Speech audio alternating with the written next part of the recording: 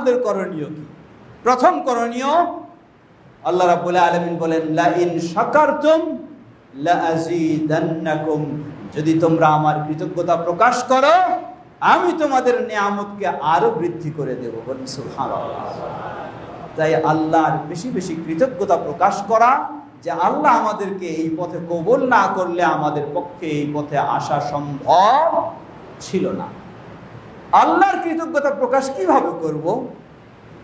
আল্লাহর কৃতজ্ঞতা প্রকাশ শুধু আলহামদুলিল্লাহ মুখে বলবো, আবার বেদাতীদের পিছনে ছুটবো, আলহামদুলিল্লাহ মুখে বলবো, আবার বেনামাজি হয়ে থাকবো, আলহামদুলিল্লাহ মুখে বলবো, আবার বেপরদায় হয়ে চলবে আমাদের মেয়ে মানুষেরা, আলহামদুলিল্লাহ বলবো, আবার হালাল হারামের কোনো পার্থক্য করব না, আলহামদুলিল্লাহ বলবো, আবার সুদ ঘুষের পথে চলবো, আলহামদুলিল্লাহ বলবো, আবার অমুসলিমদের কালচারে গড়ে উঠবো বা নিজের সন্তানদেরকে গড়ে তুলবো।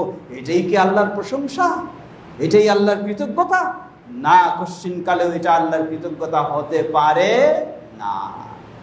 আল্লাহর কৃতজ্ঞতা মুখ দিয়ে যেমন আলহামদুলিল্লাহ বলবো, তেমনি ভাবে নবী মুহাম্মদ সাল্লাল্লাহু আলাইহি ওয়াসাল্লামের সুন্নাহ ছাড়া বিদআতের দিকে কখনো যেতে পারবো না।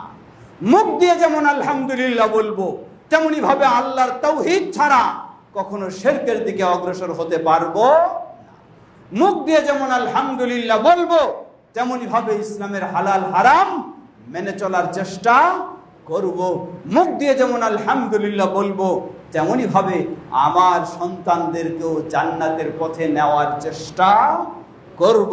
তাহলে এটাই হবে প্রকৃতপক্ষে আল্লাহর কৃতজ্ঞতা প্রকাশ করা। আমরা যেন সেভাবেই আল্লাহর কৃতজ্ঞতা প্রকাশ করে জান্নাতকে নিশ্চিত করে নিতে পারি। আল্লাহ আমাদের সকলকে সে তৌফিক দান করুন।